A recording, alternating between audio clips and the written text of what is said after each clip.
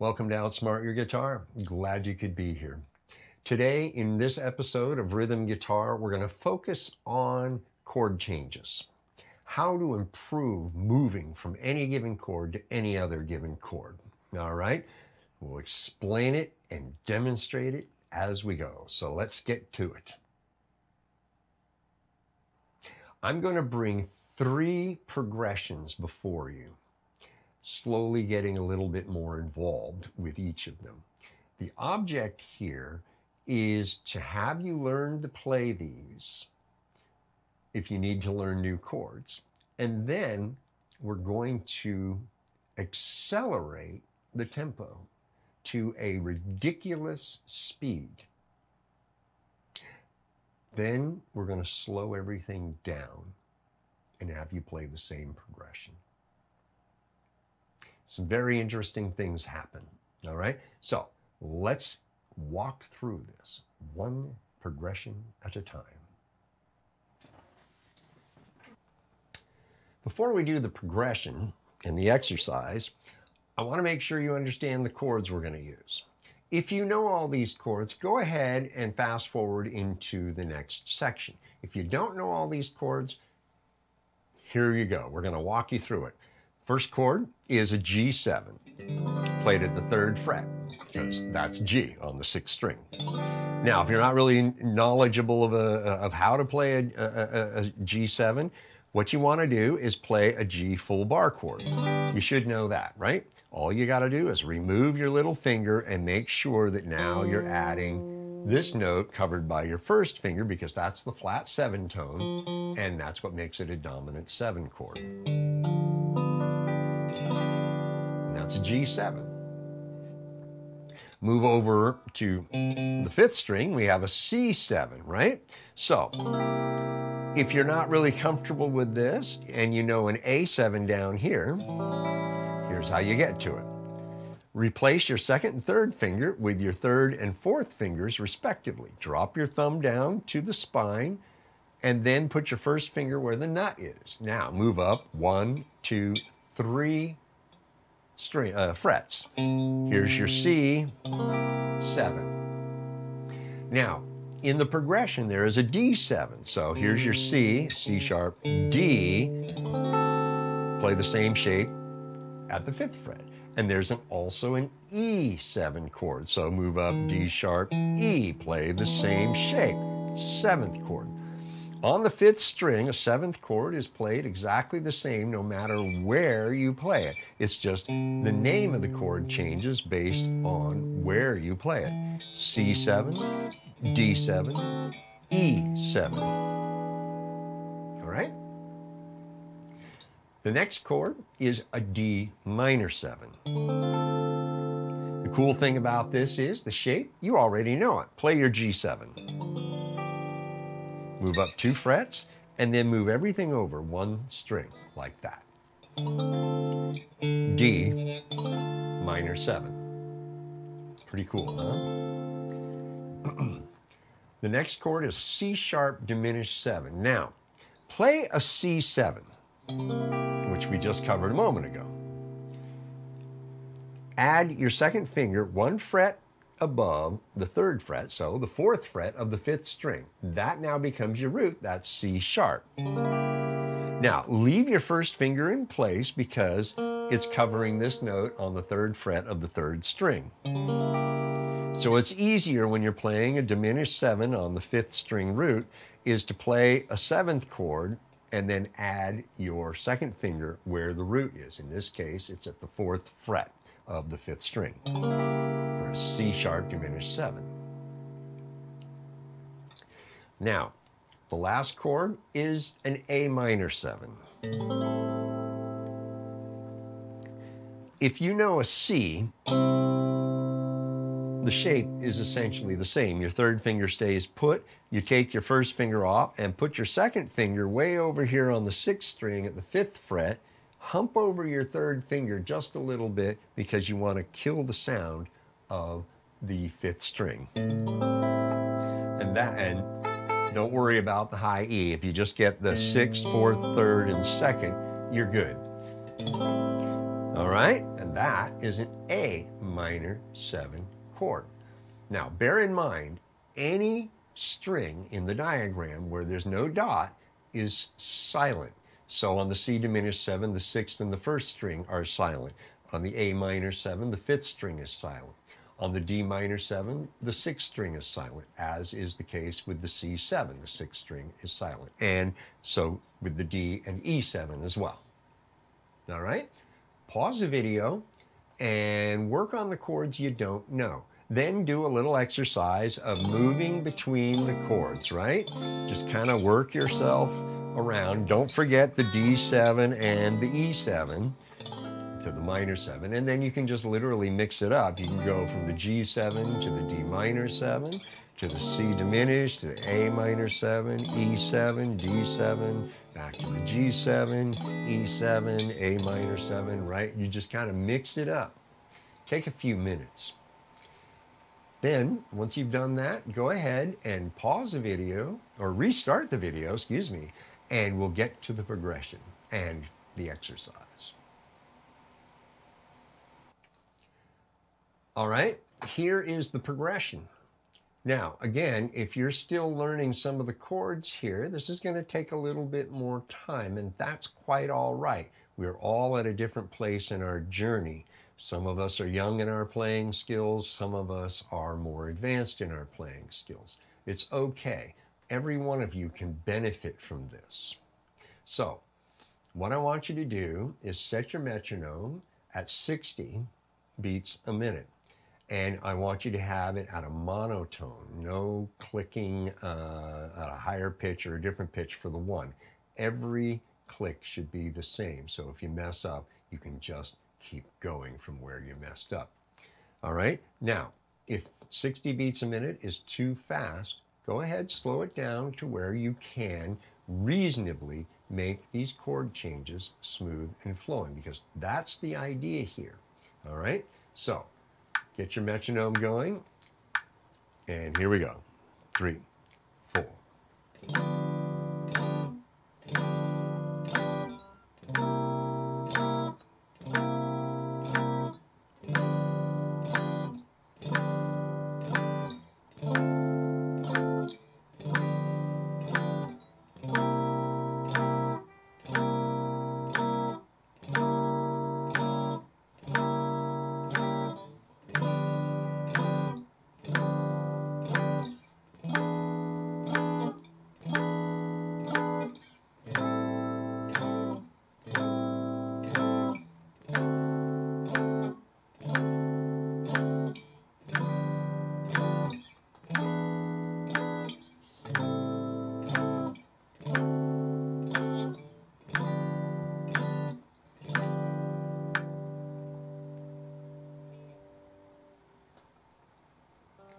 I just went through this once, but I want you to go through this for a few minutes. The idea here is to also make your timekeeping skills better. Slower tempos, there's no wiggle room. You have to be more precise in your time and your count. All right.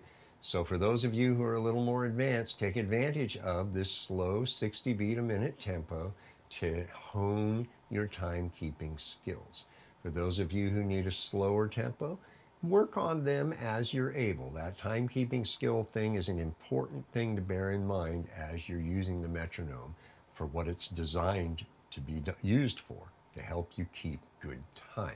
Here, we want you to know that your time to change chords is at the beginning of the measure or on the third beat of the measure if there's two chords within a measure.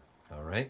So, take your time here, pause the video, and do this for a couple of minutes for those of you who are a little more advanced. For those of you who are still learning some of the chords here, spend about 10 minutes here. Really begin to get the feel of how these chords work and moving into forming them with your fingers. Start developing that muscle memory, all right? Then, when you're ready to move forward, press play, and we'll get to the second half of the exercise.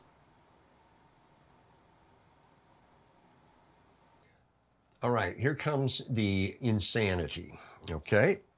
I'm going to kick my metronome up to 200 beats a minute. And I'm going to play through this progression 2 times. All right, here we go. 2, 4.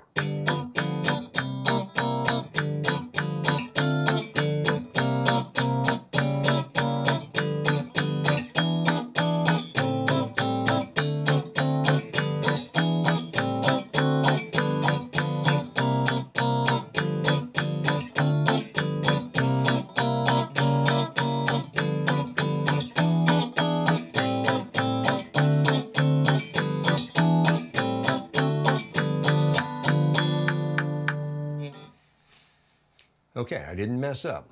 Good for me. But you will. If you're playing at 60 beats a minute, try kicking it up to 150 to 180 beats a minute. If you're playing at 50 or slower, double your tempo, maybe triple your tempo. That way, you'll be playing at a really fast tempo. Now, the object and the reason behind this is I want to accelerate your thought processes, your ability to process the information on the diagram in front of you. Play through it at that doubled and tripled speed. And if you're making mistakes, keep going. Don't worry about making the mistakes. As your brain gets accelerated, that should actually start to be less and less as you get more comfortable. The object here is moving your hands at a ridiculous speed between the chords, because that's what you're going to need to do down the road to make those chord changes quick, right? So pause the video, do this for 5 minutes. That's all you need. 5 minutes. Get your brain accelerated. Then restart the video. All right, so here's what I want you to do. You played it 5 minutes at an accelerated tempo, right? Now, drop your tempo back to where you were before. I was at 60, right? And start playing.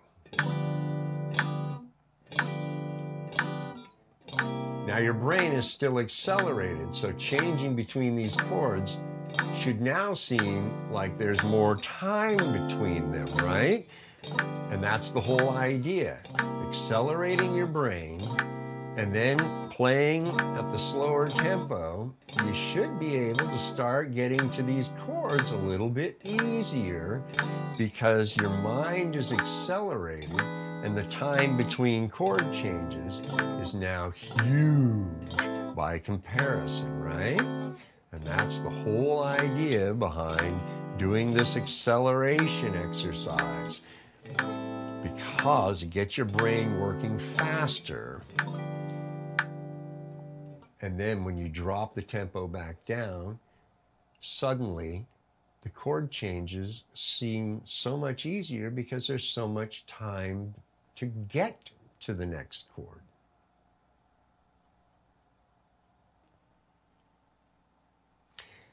So what is that all about? I call it time dilation. Because you accelerated your mind and it had to think quickly, right? Like thinking on your feet, right? You have to make these chord changes quicker because your tempo is up so high. You've got to really keep up with the metronome. So you start thinking quicker. Your brain adapts to that quicker pace, and the chords start coming a little bit easier as you adapt. Then when you crash it back to the 60 beats a minute or whatever your tempo was, now your brain is speeding along like on a freeway, but now you're on a residential street. I'm sure you've seen this in your own experience when you've gotten off the freeway. Now you seem to be driving so slow on the city streets. It's the same idea.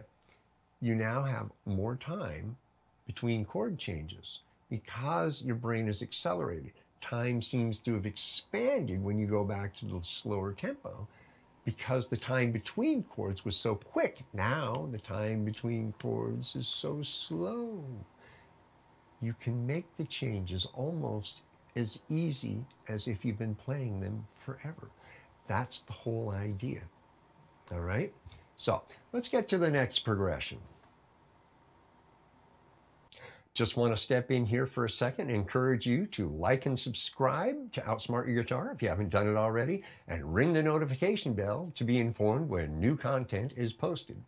Down in the description, you'll see a link to patreon.com Outsmart Your Guitar. Go on over there, subscribe, and become a patron. In so doing, you will unlock access to a lot of material that's not featured here, and also expanded versions of some of the material that is included here. Additionally, you'll have access to all the written material that goes with the video lessons. Sound good? All right, let's get on with the lesson. All right, before we get to the next progression, there are some chords that you may not be familiar with, and we're going to go over those. If you are familiar with these chords, go ahead and fast forward to the progression part of the exercise. All right? For the rest of you, here we go. The first chord is a B7 over D sharp. That's what that slash is means. It means over. So B7 over D sharp. So B7 on top of a D sharp. The D sharp is under the B7, meaning the lowest note played. That makes this the first inversion, since the D sharp is the 3-tone of the chord. So you know a B7, what you do is preserve this, the flat 7, 3, and 5, swap out 3 fingers for the 2nd, 3rd, and 4th fingers, so that your first finger can play the D sharp at the 6th fret of the 5th string. Here is your root, but you're not playing the root, so that's silent. So mute the low E and mute the high E. Those are not played. B7 over D sharp. The next chord is a C sharp minor 7 flat 5. So if you know a minor 7 chord, as we went over earlier, we want to lower this, the 5, 1 fret to a flat 5. Now you could do that or that, but what I recommend you do is actually use all 4 fingers to improve dexterity. Here's your root at the 4th fret of the 5th string. All right. Now, there is an F sharp minor 7 flat 5 in this tune as well in the progression. So we go up to F sharp, just move the whole thing up. There it is. Remember, just as a 7 is a 7 is a 7 when you have the root on the 5th string, here with the root on the 5th string, the minor 7 flat 5 is a minor 7 flat 5. Again, you're just going from C sharp root to F sharp root. The next chord is a G major 7. So how you can look at this is like a minor chord with a 5th string root. Hop your first finger over to the 6th string and move those 3 fingers back. And you only play those 4 strings. The 1st and the 5th string are dead. And that's a G major 7. Here's your root, of course. All right? The next chord is an E7 flat 9. Now this is a rootless version of the E7 flat 9, and we're starting with the G sharp on the bottom, so this actually is the first inversion. So your root is there or there, depending on what you want to refer to as your root. So like the 7 chord, you just move your 2nd finger over to the 4th fret of the 6th string, put your 3rd finger where your 2nd finger left, pull your 1st finger back across the 2nd, 3rd, and 4th strings. The 5th string and the 1st string are dead. And again, your root is there. This is a rootless chord. Now, this same shape, since this is the first inversion of the 7 flat 9, if we move it up here, if you go to the very last chord, the B7 flat 9, here, and this is the flat 9, here's your root right here, but the flat 9 is covering it up, so this too is a rootless chord. This is not an inversion of the 7 flat 9 because the root's right here, right? So we're in the first position, the root position of the chord. It's the same shape as this 7 flat 9 here, but that's the first inversion. Here, that's the 9, and so also the same fingering. This chord I talk about elsewhere under chord connections, about it being the Swiss Army knife chord, that it's 8 chords in one. All right? Okay. The last chord is the G6. The best way to explain this one is play a D7. 5th string root, right? Move everything over one string, so the 4th string becomes your root, and that's your G root. That's a G6. All right, so go ahead and pause and practice these chords. Move between them. Whoops, let me get them right. Yeah, move between them so you're getting comfortable playing between them, right? And just kind of jump around, and don't forget the F sharp minor 7 flat 5 up there too. Have a little fun with it. Get comfortable with these new shapes. And then when you're ready to move forward and get to the exercise, you know what to do. Here's the progression. Now, just a little clarity here. E minor, we all know that, right? Now, the G over D, just play a G chord without the low E or the high E, and just play the inside 4 strings. That's all you got to do. And you know the A minor 7 and the D7. All right? So set your metronome at 60 beats a minute or 50 or whatever you're comfortable with. That's the whole idea here. You want to strive for smooth transitions. 2, 3, 4.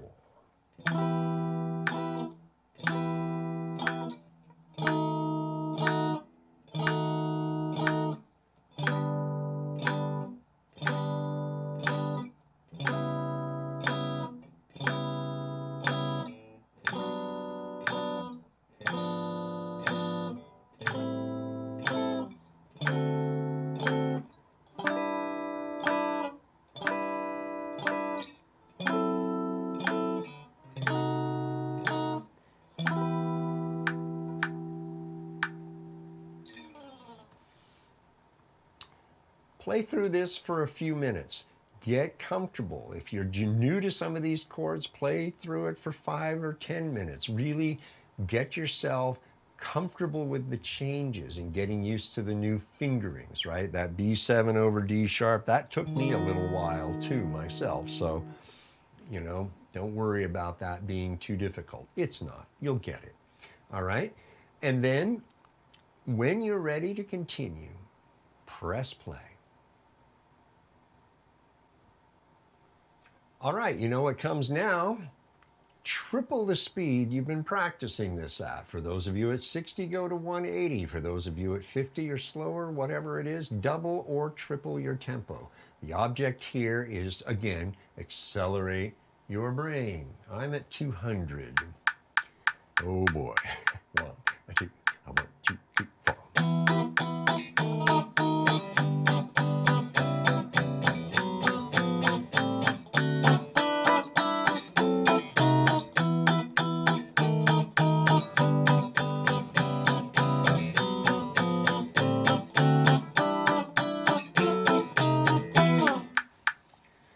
Oh, I did it. Wow. Okay. Yeah, I was worried about this one. So, again, the object here is to accelerate your brain. So play for 5 minutes, right? Then go back to the slower tempo right away and see what happens. You'll be surprised. Remember that time dilation thing? That's what's going on. And we're actually creating that circumstance by accelerating your brain to play so fast and just stumble through it. That's okay. Just keep going. And then after 5 minutes, slow it back to the original tempo and play through it. And you'll see some of the changes are actually going to happen really smooth. That's the object here, right? Okay, pause, do this, then when you're ready to continue, press play. No chord diagram here, so pay attention, and if you need to rewind to listen to any explanation, go for it. That's the beauty of the technology, right? So I want to walk through this and show you some things to make you aware of what's going on, because you might not understand them. All right, so in the fourth measure, you see we got a C for 2 beats, then a C major 7 for 1 beat, and a C7 for 1 beat before going to the F. Now, if you want to go to this F, no problem. The B minor 7 flat 5, you already know this version because you played the C sharp minor 7 flat 5 and the F sharp minor 7 flat 5 in the last progression. All right? Now, if from the C7 you want to go up to this F, there's a B minor 7 flat 5 right here. And there's one right here. Take your pick. Okay, this one, okay, we start with a minor 7 and you got the 5, so you flatten that. Okay, so what you do is stand your 3rd finger up on the 4th string at the 7th fret, bring your 4th finger on the 3rd string at the 7th fret, 1st finger on the 2nd string at the 6th fret, muting the 1st and 5th strings. All right? The other B minor 7 flat 5 is here on the 9th fret root on the 4th string, and then you put your 1st finger at the 10th fret across the 1st, 2nd, and 3rd strings. So 3rd finger, 10th fret, 1st, 2nd, and 3rd strings. I'm just moving this finger out of the way. Okay, so that's your option before you go to the E7. The next measure, you got A minor for 3 beats, then an A7 on the 4th beat to the D minor 7, which goes for 4 beats, and then for 3 beats, and then on the 4th beat is the G7 flat 9. Now you played a B7 flat 9 in the previous progression, so just move it down. Remember, this is the flat 9, here's your root right here, and it's not played because the flat 9 is covering it. So this is rootless.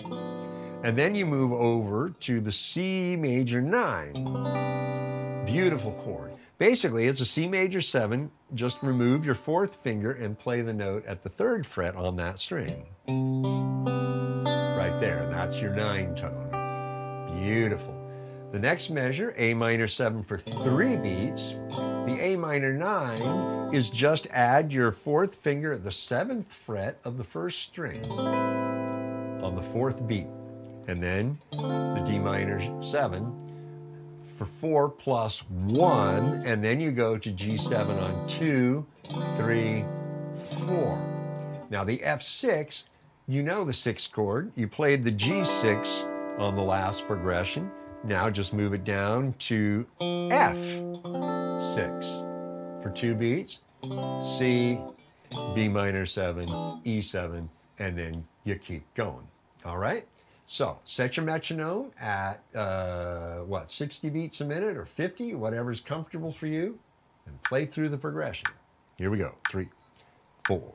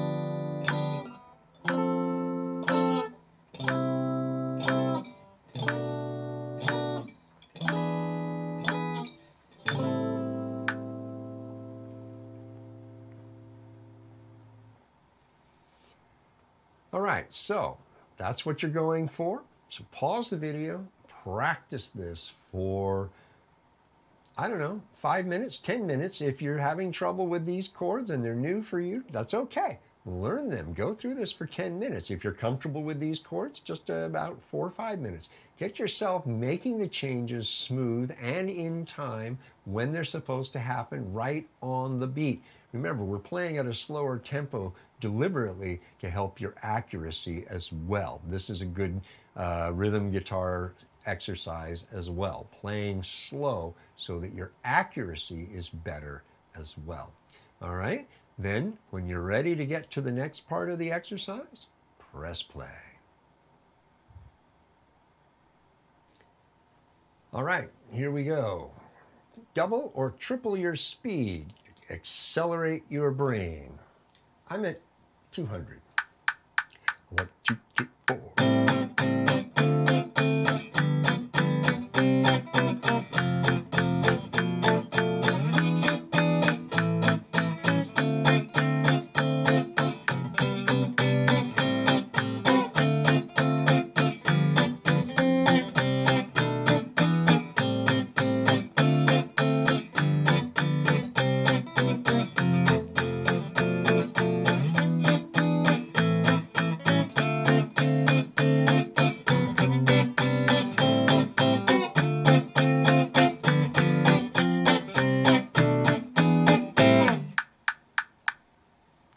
For example.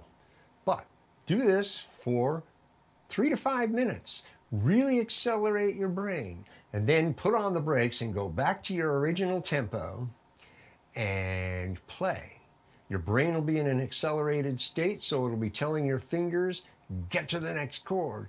And you'll see some of the changes will start to fall into place, particularly the better your chord memory or your muscle memory is. And well, your chord memory as well, but your muscle memory will really help you make those changes. You heard me kind of muff up a little bit here and there and not get really clear voicings. But now if I slow down to 60, my voicings will be really well in hand and they'll sound great, because that's the whole idea, is to get yourself moving between these chords so that they sound great. This acceleration exercise helps you create the time dilation you need to see how easy it really is to move between chords, particularly when you already know them. All right? So 5 minutes or more just at accelerated, and then another minute or 3 playing at the decelerated tempo. All right? Then press play when you're ready to keep going. All right. Some pretty interesting stuff going on in this lesson, yeah? The idea, again, is to accelerate your thought processes. Get them moving like this. By doing this exercise, playing things at 3 times your normal tempo, and then drop back to the tempo while your brain is still processing at this level. It needs information at this level. Well, because you're processing at this tempo, you'll be able to get that next information quicker and in place sooner. And the better you know the chords, the better your muscle memory is with the chords that you know, the easier it becomes. This is why I use jazz progressions to teach this concept, because you need to be able to move from any given chord to any other given chord, whatever they are. And the jazz progressions just reinforce that idea. Plus, you learn some new chords along the way, right? And that's always good. Okay, that'll do for today. Again, thank you so much for letting me be your teacher. I really appreciate your time. And you know, I've got a lot more material for you to peruse. So go on and check it out, and we'll see you there.